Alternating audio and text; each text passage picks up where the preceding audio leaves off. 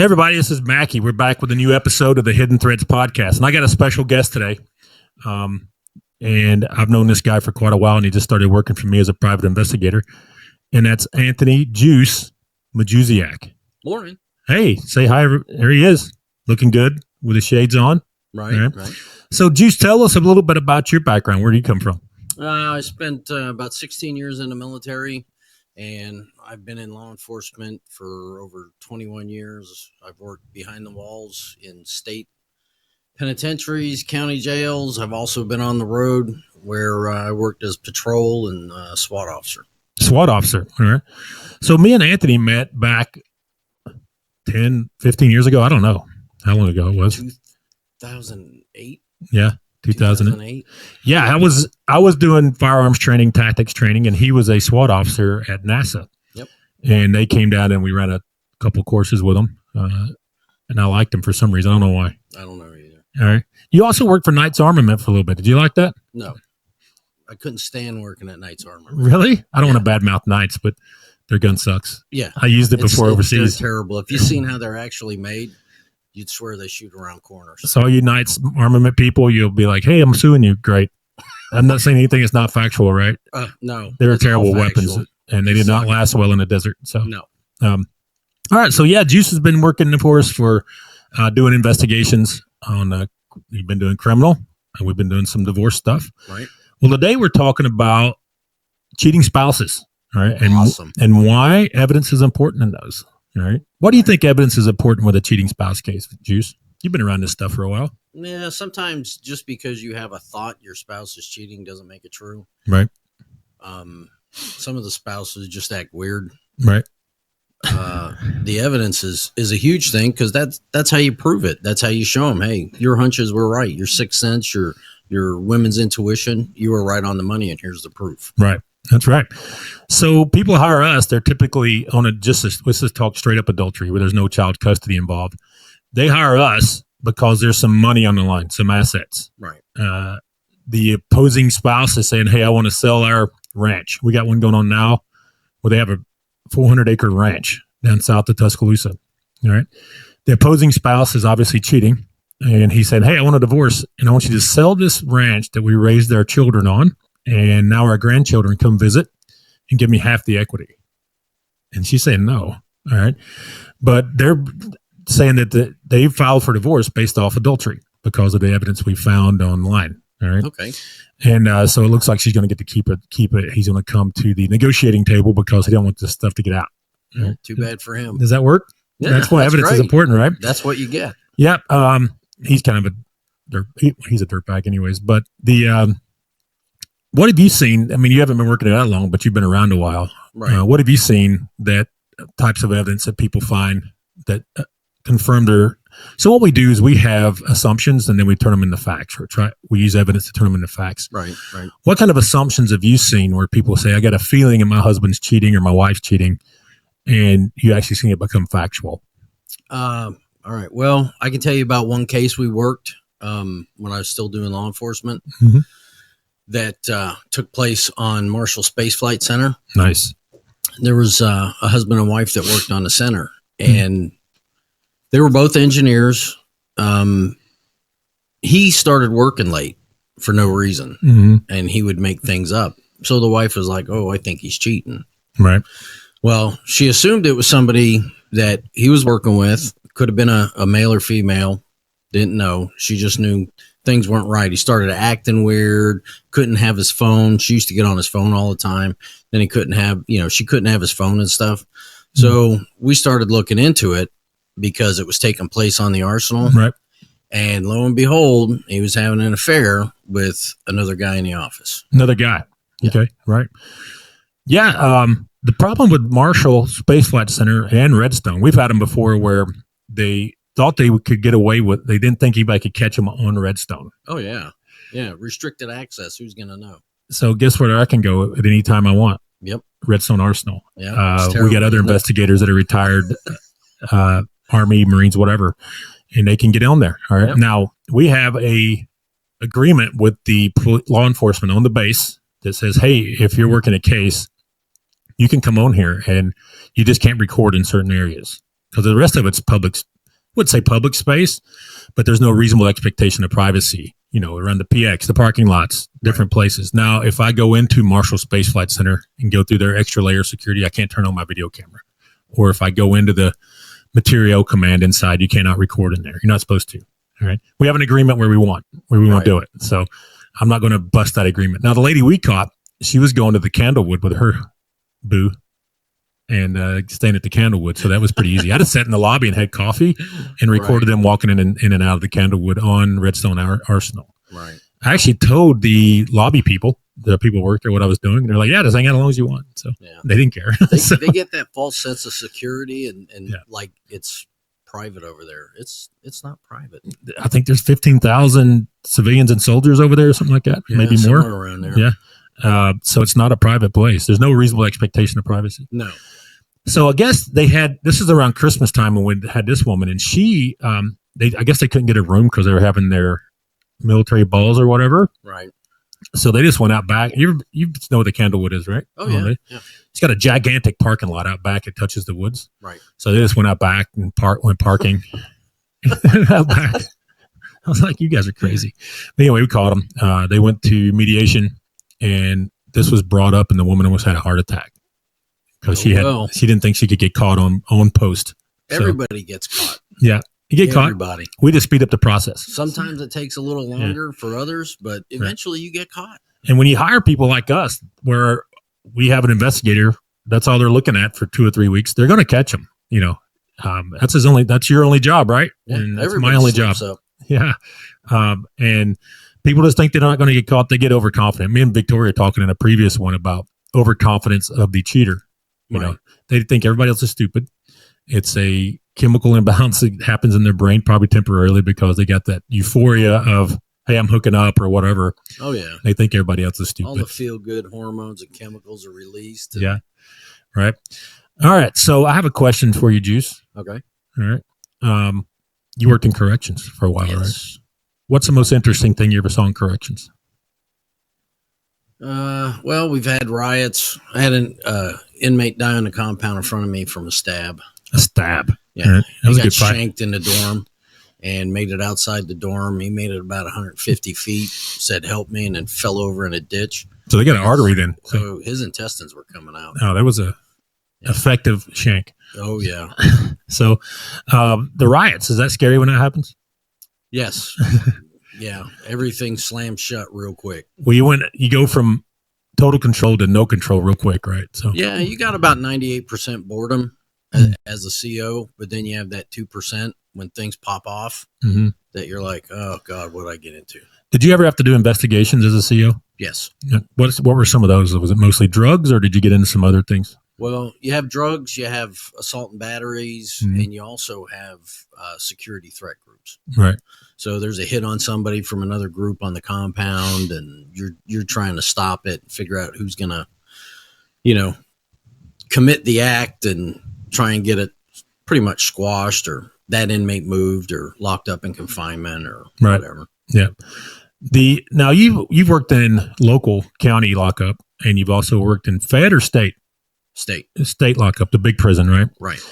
What's the big difference there? Me and you had some time on the road yesterday and talked a little bit. Why don't you tell the listeners about the differences? So a state penitentiary, those inmates already pretty much realize their fate. They know they're convicted. They're not getting away. Penalties are more severe for your bad behavior behind the walls of a state facility, whereas a county facility, you haven't gone to court yet. You haven't been found guilty yet. You still have rights. So they act out a lot more. Right. They know they can get away with it. Right. Now, I know in the prison systems, we have the larger gangs. You get the Aryan Brotherhood. Right. You have the Crips, Bloods, and various different gangs under the Caucasian, African American, and Hispanic different groups. Right. And I know out west, they even have the Asian groups because there's more Asians out. And they even split the Hispanic groups. Yeah, they have splits in there. But is that a real thing where if you go to prison, you better align with one or you're probably not going to make it? Absolutely. You think so? Yeah. Why do they target the ones that are not aligned? Because they have no protection. There's nobody backing them. You may be a scrapper, but you can't fight all the other gangs. You 36 dudes on your block. You can't handle it. You can't win. But why do they want to? Why do they want to attack the weak? I wouldn't say they're weak. You could be in prison for nothing. Nothing violent against children or something. Why would they want to attack that person?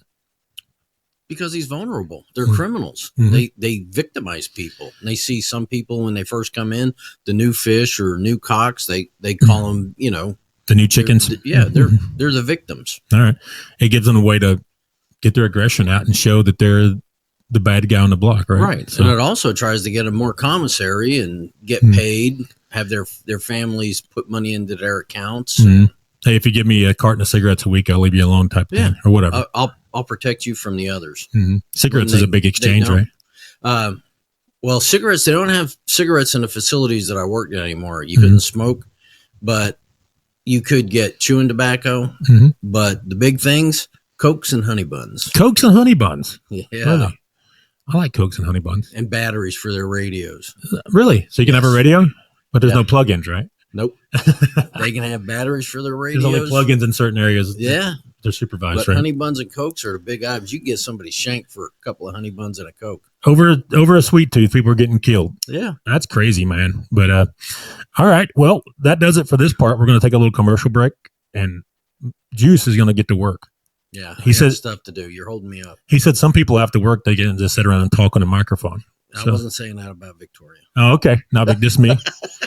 All right, y'all. We'll be back in just a second. See you.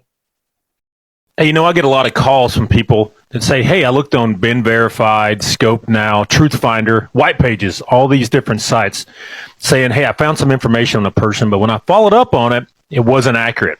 That's because those cheap and free services give you old information. That's the bottom line.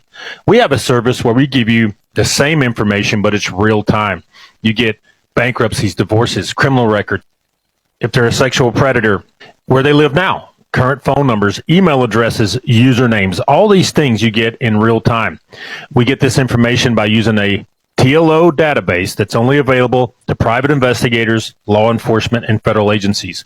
So if you want real data now and talk to a real investigator now to get information that you need to move forward with your life, please give us a call, 866-910-7499, or you can click the link and fill out your information. That's 866-910-7499, or click the link and fill out your information. We want to help you with real-time data to help you move forward with your life. Oh, my goodness. All right, we're back, y'all, for part 2 of this thing. Victoria, you're sitting off to the side when I was talking to Juice there. What do you think of him? I really like Juice. Good guy. I'm kind of upset he took... Was it a hat called that he wore? I forgot the name of it, but it's the one Thomas Shelby wears. Okay. Yeah. From Peaky Blinders. From Peaky Blinders. I tried to watch that show. I had no clue what they were saying. I love Peaky Blinders. I'm going to have to try it out again. It's good. All right. I'm going to have to try it out again. Juice is a great investigator. He is good. So good. He's good. A lot of experience. He has a huge background in police and law and corrections. I think it's a mix. I think he did half his time, well, maybe thirds. A third military, third as a uniformed police officer, and then a third as a corrections officer. So he's got a lot of experience there. That's like the background you want to have. Yeah. I mean, if anybody said, hey, and he went and got his own license, well, how many have to pay for it? A miracle. Did you pay for yours, Victoria? You paid for yours. Oh, okay, good. Victoria's a trainee, though, so that's fine. Anyways. All right, back to the topic, cheating spouse and why evidence is important. We're going to go through 3 cases, which Victoria has looked at before. Yes. And talk about the evidence in there and why it's impactful to the case. All right. Let's start with one. We're not going to use any names or locations. All right. Yes. The first one, this woman woke up one day after 25 years of marriage. They'd raised some kids on their ranch. And her husband says, I want a divorce. I'm no longer attracted to you. All right. So he moves out, and she thinks he's listening on her conversations. He knows everything that she said to her lawyer, which is a big deal. And she hired us. So I got her device, one of her devices anyways, and found evidence through Belkasoft. Great software. We love Belkasoft, right? And found evidence where he was listening in. Now, whether he had access to this device by he's listening in, reading all these things. Through some kind of cloud app that she gave him access to and didn't know about it back when they were married still, whatever the case. I showed where he was accessing her emails back and forth to her lawyer, her voicemails that got backed up from her phone to her lawyer, and he even had an app on there where he could, when she had her phone going, when she had her video going, he could watch the video. Wow. All right. Yeah. It's all on there. And she did all this talking to her lawyer. That's a big deal. Huge breach of privacy. Now, if they come up, I'm going to give you a sip. Do it. Your peanuts cut. If his side comes up and says, "Look, here's some evidence showing this and that," and it stems from their conversations with the lawyer, that case has to get tossed and they have to start over. Right. Yeah. So he just wasted all of his money on a lawyer. But it is a big deal, and we also show where he's on Adult Friend Finder. Yes. The hookup site. Yes. All right. So he's a bad person in general. Bad person. He's wanting to sell the ranch and get half of it so he can be a bachelor again at age 60. Yeah. Come on. And I think this is going to look good for her. Moving forward, I think he's just going to kind of go away. Yes. He is a kind of prominent guy where he's from. He owns a company, and I don't think he wants us to come forward. But we'll see what happens. He wants to keep his secrets in the closet. Keep his secrets, right? Yeah. And she just wants to keep her ranch. So I mean, really, raised her kids on it, and you want to take that away from her? That's like the grandkids come over there now and ride horses and stuff. Yeah, he's a bad man. And he's going to take that away. That is nasty. I mean, I don't know. It's but we did get great evidence for her. We did, and it's still going too. She paid a lot of money. It's still going on. Mm-hmm. So, all right, and we got another one. Victoria's very familiar with this one. Me and this client get along very well. The woman wants her to come by there all the time. What time? 4:30 in the morning. All times of hours of the day, and I just have to be like chilled. I'll get to you, and I can get. We'll have to ignore her for a day and then get back with her. But usually she calms down by then. But she's good. She's good people. So this one came in two parts. So we found get her. She said, "Hey, my husband's listening in on my phone. He knows everything I'm doing. Blah blah blah. All these things." And I say blah blah blah. It says we hear it all the time, right? Yes. A bunch of assumptions. We're trying to make facts. Yes. So we get her phone, hook it up to Belkasoft, and hook it up to Belkasoft, and it shows us where there's a bunch of hidden apps on this Apple phone. So he had rooted the phone, which means, well, I'm sorry, we're using an Apple. So he jailbroke the phone, which means it took away from some of the factory security settings, and then installed these apps on her phone, and then was able to cover it. When it's jailbroken, you can cover up where these are, and it's hard to find them unless you have specialized software. I don't know if you knew that or not. I did not. You're training right now, though, right, Victoria? I'm learning every day. All right. Victoria's taking a big old class on this. Yes. But a lot of information. Yes. But yeah, we saw where he had been listening in on her conversations, controlling her camera on her phone, and had access to the emails back and forth to a lawyer. All right. So that's another one where he's wanting a bunch of money and all this. Yeah. And, she does well. She manages properties. She does very well for herself. Yeah, does well. And this guy has like a public job. I think he does well, but I don't think he's like her well. So yeah, I don't think so either. But he does have a very high position, you know. Yeah.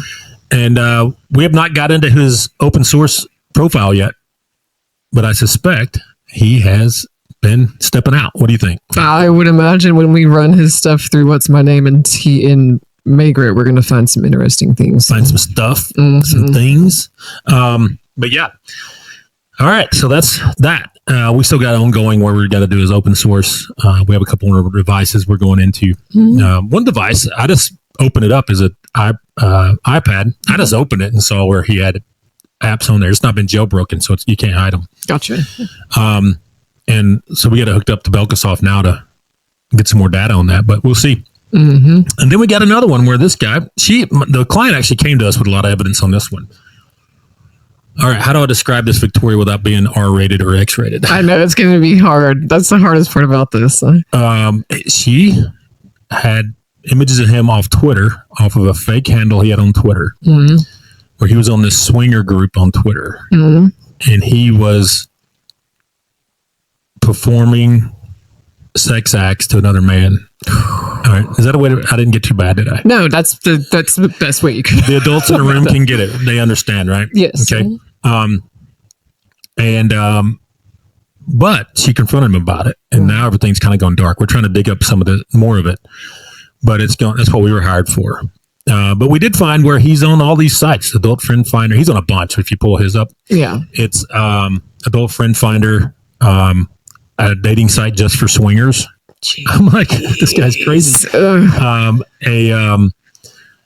He's on Tinder. I know there's swingers on there. There's swingers on all of it, but he's on all that stuff. When I think of swingers, this is a little off topic, but I think like my great grandparents, they used to be swingers. Like, and my great granddad was in Vietnam. I just can't believe that. I don't know. I know it's still happening, but I can't believe it's still so prominent. It is prominent. Yeah.